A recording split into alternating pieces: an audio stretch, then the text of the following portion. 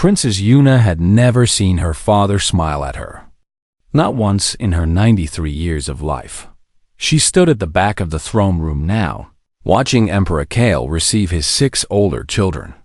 Each one knelt before him and received his blessing. Each one rose with pride shining in their eyes. Crown Prince Taiwan spoke of his recent military victory. Princess Myre presented the treaty she had forced 3 star systems to sign. Prince Hadjun described the new weapons his scientists had created. Yuna watched it all from behind a marble pillar. She was not hiding exactly.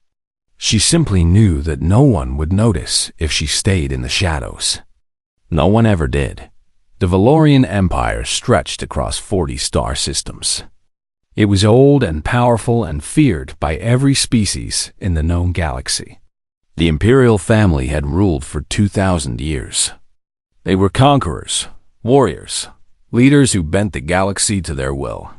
Yuna was none of these things.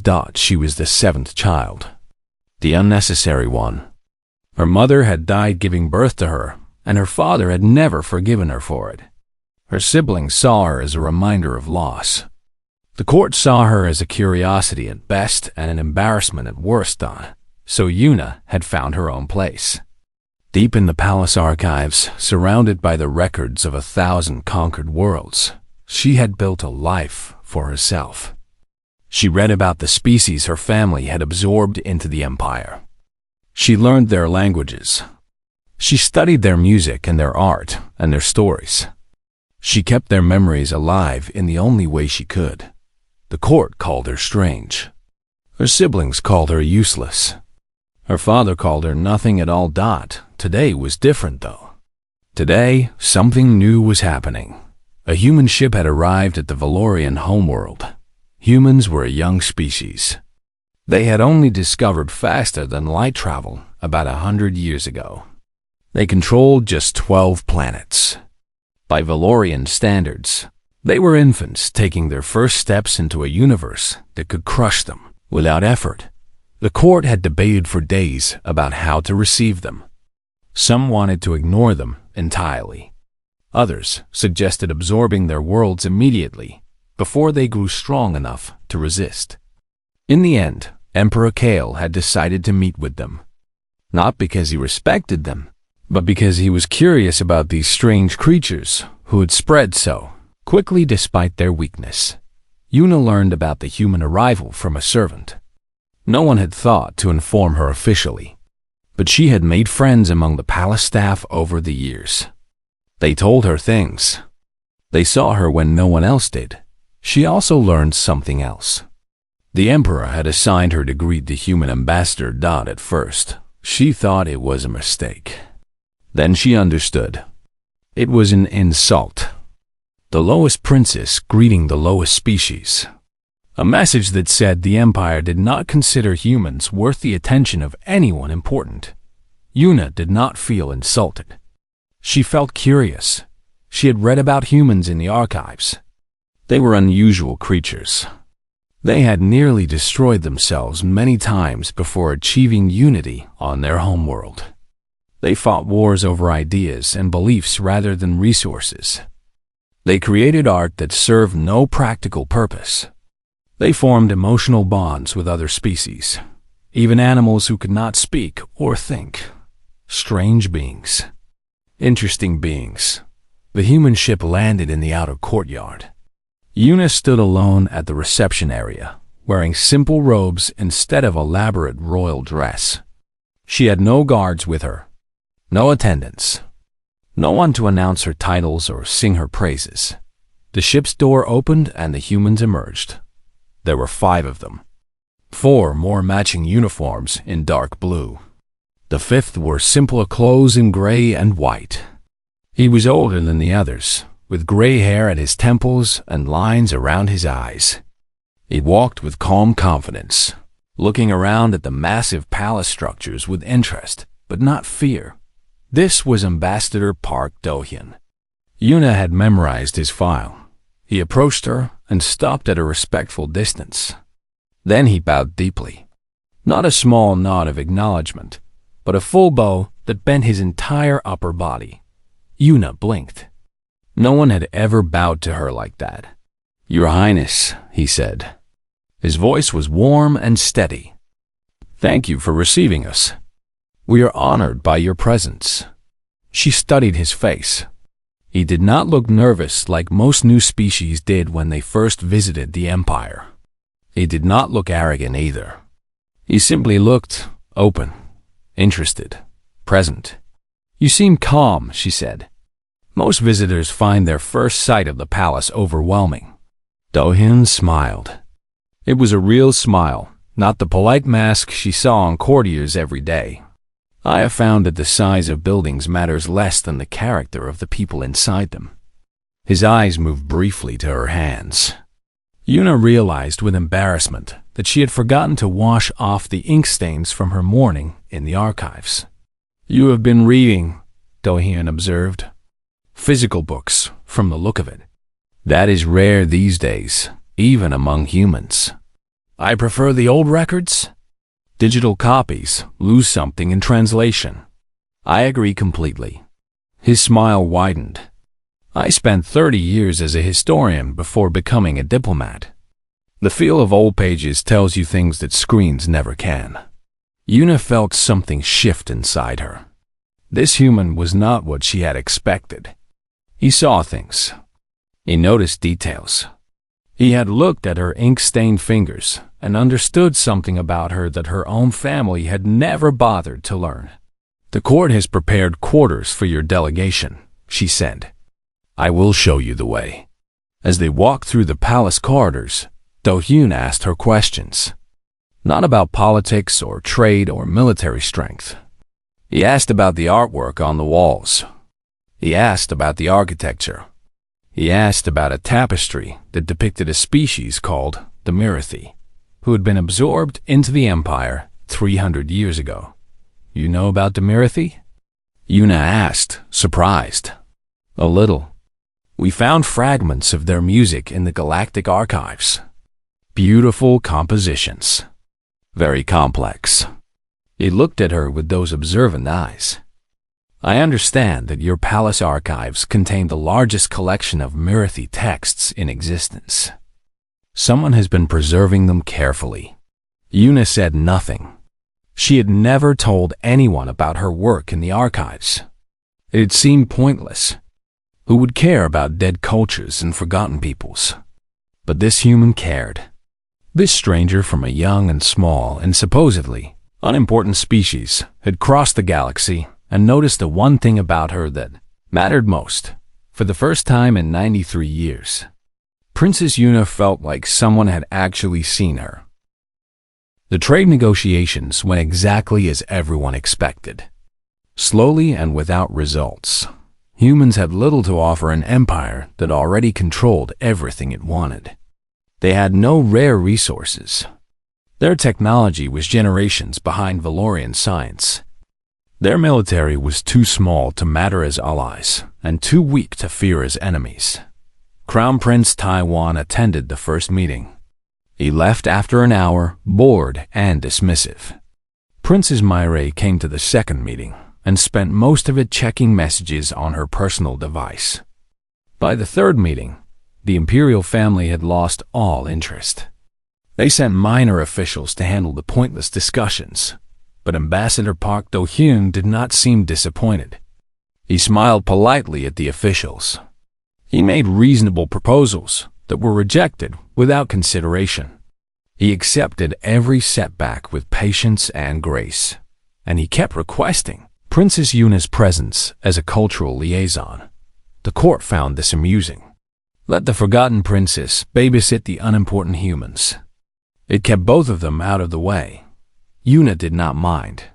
For the first time in her life, she had someone to talk to. They walked through the palace gardens one afternoon, surrounded by flowers from 100 different worlds. Do-hyun moved slowly, stopping to examine plants and asking Yuna about their origins. She found herself explaining things she had never told anyone. The blue flowers came from a world called Desser, whose people had been famous for their gardens before the conquest. The silver trees were from Mendith, where the inhabitants had lived in harmony with their forests for 10,000 years. What happened to the Zasari gardeners? Do-yoon asked. They were relocated. Their skills were considered valuable, so they were moved to various noble estates across the empire to tend private gardens. And the forests of Mendoth? Yuna was quiet for a moment. Cleared. For mining operations. Do-hyun nodded slowly. He did not judge. He did not lecture. He simply listened and understood. Tell me about the Mirathi, he said after a while. I've been curious about them since I saw that tapestry. Yuna stopped walking. She turned to face him. No one asked about the Mirathi. They are gone. 300 years gone. Their music is not gone. Their stories are not gone. The things they created still exist somewhere. Do-hyun pulled out a small device from his pocket. He touched it, and music filled the garden. It was a Mirathi composition. Strings and drums woven together in patterns that seemed to dance around each other. The melody was sad and beautiful, and full of longing for something lost. Yuna felt tears forming in her eyes. She had read Mirathi poetry. She had studied their language. But she had never heard their music performed like this. Where did you find this? She whispered. Humans are collectors, Your Highness. We believe that cultures do not truly die as long as someone remembers them. For the past 50 years, we have been recovering what others have thrown away. Music, art, stories, languages. We gather them and preserve them and share them with anyone who wants to learn. He turned off the device. The garden fell silent except for the wind in the silver trees. Your archives contain more Mirathi text than anywhere else in the known galaxy, Do-hyun continued. Someone has been protecting them, organizing them, adding notes and translations so they will not be lost. He looked at her directly. That someone is you. I would like to know why. Yuna wiped her eyes. She had spent decades hiding this work. Her family would not understand. The court would call it sentimental foolishness. But this human had figured it out in just a few weeks. Because someone should remember what we have taken, she said quietly. My family conquers worlds. They absorb civilizations. They call it progress and expansion and glory. But every conquered world was someone's home. Every absorbed culture was someone's identity. If no one remembers them, it is like they never existed at all. Do-hyun was silent for a long moment. When he spoke again, his voice was gentle. That kind of conscience is rare in a ruling class. Rare still in someone who could simply enjoy their privilege without question. Yuna laughed bitterly. What privilege? I am the 7th child of an emperor who cannot remember my name. I have no power, no influence, no voice in any decision that matters. You have something more valuable than power. What? Perspective. Do-hyun sat down on a stone bench and gestured for her to join him. Your Highness, I have studied many empires. Valorian, Dominion, Confederacy. They all share the same blindness. They see only strength and weakness, conquest and submission. They measure everything in terms of what can be taken and controlled. He turned to look at her. You see differently. You see the cost of conquest. You see the value of what has been lost. You understand that an empire is not just territory and resources. It is people, cultures, stories that deserve to be remembered. Understanding changes nothing. Understanding changes everything. It is the first step toward wisdom. And wisdom, given time, can change the fate of worlds. Yuna shook her head. You give me too much credit. I am just a forgotten princess who reads old books. Do-hyun smiled. On Earth, we have a saying. The stone that the builders rejected becomes the cornerstone. What does that mean? It means that the people others overlook are often the ones who end up mattering most. History is full of examples. Leaders who came from nothing. Thinkers who were ignored in their time. Small actions that created great changes. He stood up and looked across the garden at the distant palace towers. I do not know what the future holds, Your Highness. But I know this. You are not nothing. You are not useless. You are simply waiting for the moment when the galaxy needs what only you can offer. Yuna wanted to believe him. She wanted to think that her years in the archives had meaning, that her work preserving dead cultures served some purpose beyond easing her own guilt. But she had lived too long in the shadows to believe in such things easily. Thank you for your kind words, Ambassador, she said formally. But I think you overestimate my importance. Do-hyun just smiled that knowing smile of his. We shall see, Your Highness. We shall see. 6 months passed. The human delegation remained at the palace, still negotiating, still being politely ignored by everyone who mattered. Yuna's friendship with Ambassador Do-hyun had become the only bright spot in her life. They met almost every day. Sometimes they walked in the gardens. Sometimes they sat in her private study, surrounded by old books and ancient records. He told her about Earth and its troubled history. She told him about the cultures she had spent decades studying. For the first time, Yuna felt like she had a real friend. Then Crown Prince Taiwan made his announcement that had happened during the monthly Imperial Assembly. All 6 of Yuna's older siblings were present. Ministers and generals and nobles filled the great hall. Yuna stood in her usual spot at the back, watching and listening. Tae-won rose from his seat beside the throne. He was tall and handsome and cruel. Everything a Valorian prince was supposed to be. Father, he said, his voice carrying through the hall. I bring a proposal for the glory of our empire. Emperor Kale nodded. Speak. The neutral corridor has remained independent for too long. 17 species sit on resources we need. Trade routes we should control. Strategic positions that threaten our security. Taiwan smiled coldly. I propose we end this situation. Let me lead our fleets into the corridor. Within 1 year, all 17 worlds will bow to Valorian rule. The hall erupted in excited chatter. Nobles nodded approval. Generals straightened with anticipation. Even Yuna's other siblings looked impressed, but Yuna felt her blood turn cold. The neutral corridor was a buffer zone between the great powers.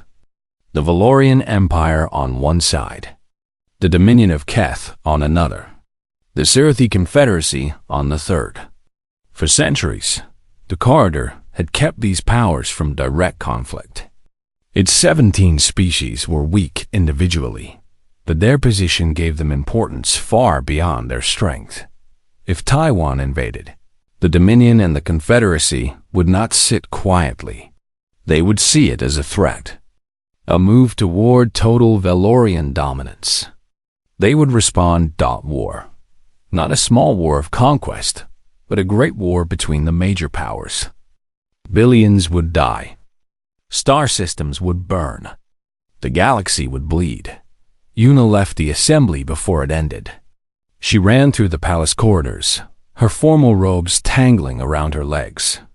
She burst into her study where Do-hyun was waiting for their afternoon meeting. You heard? She gasped. Do-hyun's face was grave. The news is spreading quickly. The entire diplomatic quarter is in chaos. Yuna collapsed into a chair. He will do it. My father will approve. Taiwan always gets what he wants. What do your other siblings say? They support him, or they are afraid to speak against him. Taiwan does not forgive those who oppose him. Yuna pressed her hands against her face. This is madness. He wants glory. He will get war. A war that could destroy everything. Do-hyun was quiet for a long moment. He walked to the window and looked out at the city below. Millions of Valorians going about their daily lives, unaware that their prince was about to lead them into catastrophe. What would you do? He asked. If you had the power to stop this. Yuna laughed bitterly. I have no power. I am the forgotten princess. My voice means nothing in council. That is not what I asked. Do-hyun turned to face her. I asked what you would do. If you could. Yuna thought about it. Really thought about it. I would find another way. Expansion does not have to mean conquest. The corridor species are weak, yes, but they are not enemies. They trade with us. They fear us, but they do not hate us. Not yet. Go on. If we approach them as partners instead of conquerors. Yuna stood up and began pacing. Her mind was racing now. They want protection. They want access to our markets. They want guarantees that we will not simply absorb them whenever we choose. We could offer them all of this. A federation. An alliance. They keep their autonomy, their cultures, their identities. We gain their loyalty, their resources, their strategic positions. Everyone wins. Do-hyun smiled slightly. That is remarkably similar to what humanity would propose. Yuna stopped pacing. You have a proposal? We have thoughts. Do-hyun reached into his coat and pulled out a small data chip. Humanity has experience with this kind of situation. Our own world was divided for most of our history. Nations fought nations. Cultures clashed. We nearly destroyed ourselves several times. He held out the chip. But we learned. We found ways to unite without conquering. To cooperate without losing our identities. This chip contains our analysis of the corridor situation, along with diplomatic frameworks that might work. Yuna took the chip. It felt heavy in her hand. Heavy with possibility. No one will listen to a human proposal, she said. Especially not one delivered by me. Perhaps not, Do-hyun agreed. But they might listen to the only member of the imperial family who actually understands the peoples being conquered. The only one who has spent decades studying absorbed cultures. The only one who knows what conquest really costs. You are asking me to speak against my brother. In open council. That is dangerous. Yes. Do-hyun's eyes were serious. I am not asking you to do anything, Your Highness. I am simply reminding you that your voice matters. That your knowledge matters.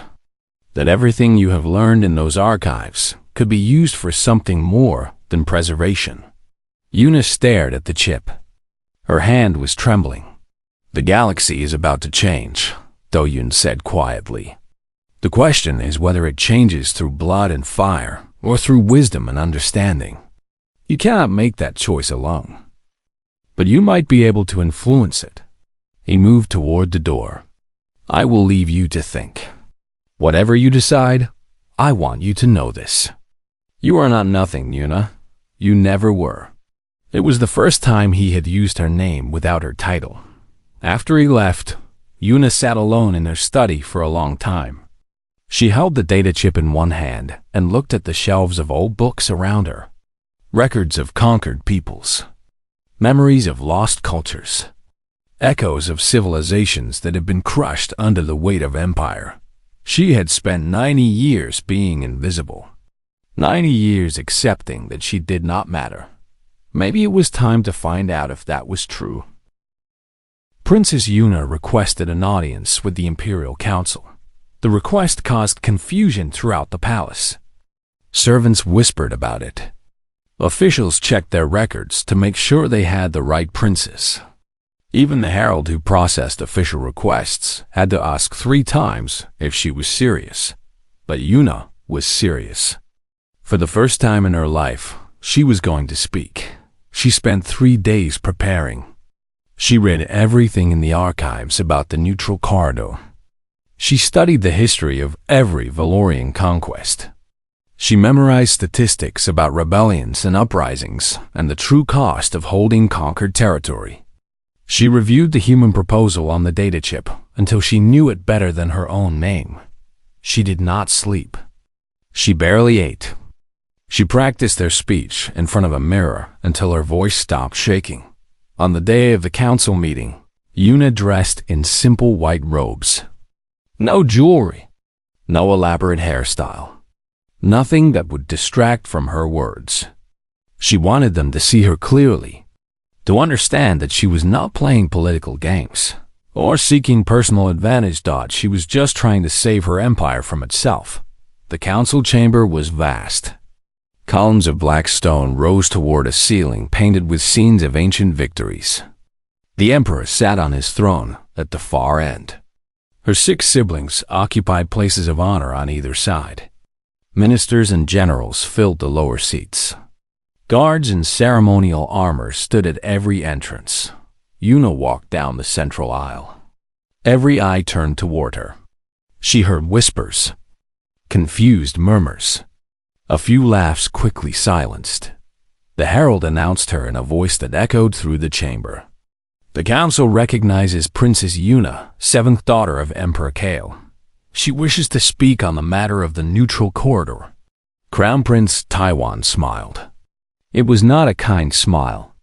Little sister, have you come to wish us victory in our glorious campaign? Yuna stopped in the center of the chamber. She looked up at her father on his throne. He was watching her with mild curiosity, like someone observing an unusual insect. I have come to prevent a catastrophe, she said. Her voice carried clearly through the vast space. She had practiced this part. No hesitation. No weakness. Taiwan laughed. A catastrophe? Our fleets will crush the corridor worlds in months. There's no catastrophe. Only victory. If we invade the corridor, we will not just fight 17 species. Yuna reached into her robe and pulled out a small projector. She activated it, and a holographic display appeared in the air above her. Maps, charts, numbers. The work of 90 years in the archives. Condensed into a few minutes of presentation. We will fight their memories, she continued. Their resentments. Every world we have absorbed still remembers what they lost. The Marathi remember their music being silenced. The Dazari remember their gardens being destroyed. The people of Mendef remember their forests being burned.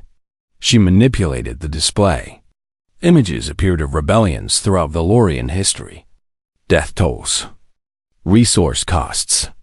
Time and energy spent suppressing subject peoples who would not accept their conquest. We think our absorbed worlds are loyal, Yuna said. They are not. They are quiet. There's a difference. They wait, they remember, and they watch to see what we do next. The council was silent now. No more whispers. No more laughs. If we invade the corridor with force, we send a message to every subject world in the Empire. We tell them that we will never stop. That no culture is safe. That no people will ever be free. Yuna's voice grew stronger. Push too hard, too fast, and we do not expand our empire. We light the fuse of its destruction. Emperor Kale leaned forward slightly. His eyes were no longer curious. They were calculating. You speak of weakness, he said. His voice was cold and heavy. I speak of wisdom. Yuna changed the display again. Look at our history. Every major rebellion came from peoples we conquered rather than welcomed. The Marathi uprising cost us 3 star systems. The Thoro resistance lasted 40 years. The burning of Sector 9 killed millions, including my great-aunt and 2 of her children. She saw some of the older ministers nodding. They remembered. They had been there.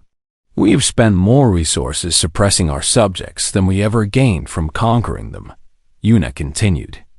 The math does not lie. Conquest is expensive. It is bloody. And it creates enemies who never forget. Taiwan stood up. His face was red with anger. You would have us do nothing? Let 17 weak species sit on resources that should be ours? I would have us be smart. Yuna pulled up the final part of her presentation. The human proposal adapted for Valorian politics. A federation model. The corridor species maintain their autonomy but align with us economically and militarily. We gain allies instead of subjects. Trade partners instead of rebellions waiting to happen. Stability instead of resentment. A human idea? Taiwan's voice dripped with contempt. You bring us a proposal from a species that controls a handful of planets? I bring you a proposal from a species that survived their own near extinction. Yuna turned to face her brother directly. Humans spent most of their history at war with themselves. They divided their single world into hundreds of nations and fought over every piece of it. They came closer to destroying themselves than any species in recorded history. She paused. And then they stopped. They found a way to unite without conquering, to cooperate without losing their identities. They understand something we have forgotten. True power is not measured in worlds conquered. It is measured in peoples united. The chamber was completely silent. Yuna turned back to her father. She walked closer to the throne, closer than she had ever stood before. I am the seventh child, she said quietly. I have no ambition for the throne. I gain nothing from this proposal. I am not trying to take power from Taiwan or anyone else. She looked into her father's eyes. I am asking you to listen because someone should speak for the voiceless. For the peoples we have already absorbed. For the peoples we are about to absorb. For the future of an empire that I love, even though it has never loved me back. Emperor Kale stared at his youngest daughter. His face showed nothing, but something flickered in his eyes. Something that might have been surprise, or interest, or even respect. The council will consider your proposal, he said finally. We will vote tomorrow. Yuna bowed deeply. She turned and walked back down the central aisle. She did not look at Taiwan. She did not look at anyone. She had done what she could. She had spoken. Now the choice belonged to others. The vote was close. Closer than anyone expected. When the final count was announced, Yuna could not believe what she was hearing. Diplomatic engagement had won. By 3 votes. The invasion of the neutral corridor was cancelled. Crown Prince Taiwan stormed out of the council chamber without speaking to anyone. Several of his supporters followed, but most of the council remained, looking at each other in confusion. Something had changed. They were not sure what it meant. Emperor Kale summoned Yuna to his private chambers that evening. She had never been inside before. The room was smaller than she expected. Simple. A desk covered with papers. Shelves lined with books. Not the throne room of a conqueror, but the office of a man who actually worked. Her father gestured for her to sit. She did, her hands folded in her lap to hide their trembling. You surprised me today, the emperor said. His voice was different than in the council chamber, softer, more human. I surprised myself, Yuna admitted. That presentation, the historical data, the analysis of rebellion costs. Kale leaned back in his chair. How long have you been working on that? 90 years, give or take. Her father was quiet for a long moment. I have 6 other children. They bring me reports of victories, treaties forced at gunpoint, weapons that can destroy planets. They think these things please me. He looked at her, really looked at her. Not one of them has ever brought me wisdom. Yuna did not know what to say. I am creating a new position, Kale continued. Imperial liaison to the neutral corridor. You will lead the diplomatic effort. You will negotiate the Federation agreements. You will be my representative in all dealings with the 17 species. Father, I have no experience with diplomacy. I have never led anything. You have spent 90 years studying cultures that no one else cared about. You understand peoples that the rest of my court considers beneath notice. Kale almost smiled, almost.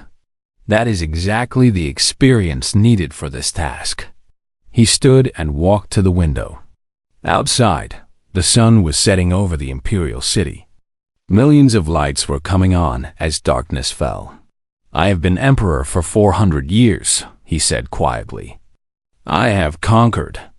I have expanded. I have built an empire that spans 40 star systems. But empires do not last forever. Nothing does. He turned to face her. I want this empire to survive beyond my lifetime. Beyond your lifetime. That will not happen through conquest alone. It requires something else. Something I have never been good at. What? Understanding. Connection. The ability to see others as peoples instead of territories. Kale shook his head slowly. Your brother sees only strength. Your sisters see only advantage. But you see something they do not. You see the cost. You see the humanity, if I can borrow that word. Yuna felt tears forming in her eyes. After 90 years of being invisible, her father was finally seeing her. Do not disappoint me, the emperor said. His voice was stern again, but there was warmth beneath it. You have one chance to prove that your way works. Use it well. The next 10 years were the hardest of Yuna's life. But they were also the best. She traveled to every world in the neutral corridor. She met with leaders and common people. She listened to their fears and hopes. She negotiated agreements that protected their cultures while binding them to the empire. Ambassador Park Do-hyun remained her closest advisor. He helped her understand the art of diplomacy.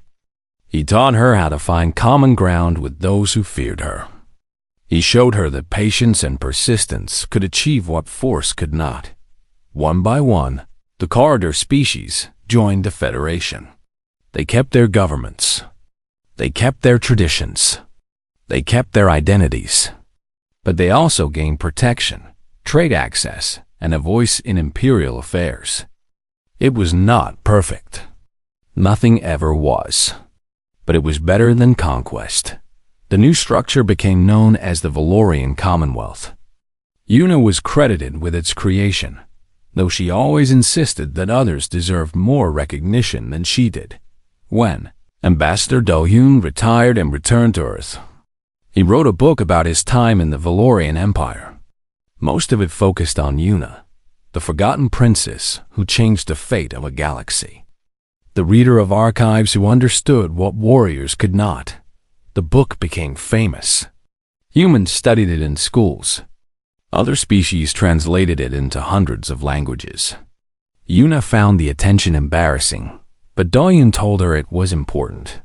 Stories matter, he said during their final meeting before his departure. They shape how people think, how they understand the world. Your story tells the galaxy that there is another way. That power does not have to mean cruelty. That empires can choose wisdom over conquest. He took her hands in his. His hair was completely gray now, his face lined with age. Humans live such short lives. You were never nothing, Yuna. You just needed someone to notice. 30 years after the council vote, Emperor Kale passed away. The succession crisis that followed nearly tore the empire apart. Crown Prince Taiwan claimed the throne. 3 of his siblings challenged him. Civil war seemed inevitable, but Yuna, the forgotten 7th child, stepped forward once again. She negotiated between her siblings. She reminded them of what they would lose if they fought. She showed them the strength of the Commonwealth, the loyalty it had created, the stability it provided. She helped them find a compromise that no one had thought possible. Taiwan became emperor. But the Commonwealth remained. The Federation model spread to other parts of the empire. Slowly, over decades, the Valorian Empire became something new. Something that could last. Yuna never took the throne. She never wanted it. She remained the imperial liaison, working quietly in the background, building connections, preserving cultures, remembering what others forgot. But across the Commonwealth, she was remembered. Schools taught her name. Parents told their children her story. Monuments rose in her honor on 100 worlds. The forgotten princess. The reader of archives. The the one who saw value in what others overlooked. In humanity, they became the Empire's closest allies, not because of their military strength or their resources, but because of something simpler. They had looked at a young species, surrounded by ancient powers, and seen potential instead of weakness. They had looked at a forgotten princess and seen wisdom instead of insignificance. They had taught the galaxy that the smallest voices sometimes had the most important things to say. That was what humans did best. They noticed. They remembered. They believed in those who had stopped believing in themselves. And sometimes that was enough to change everything.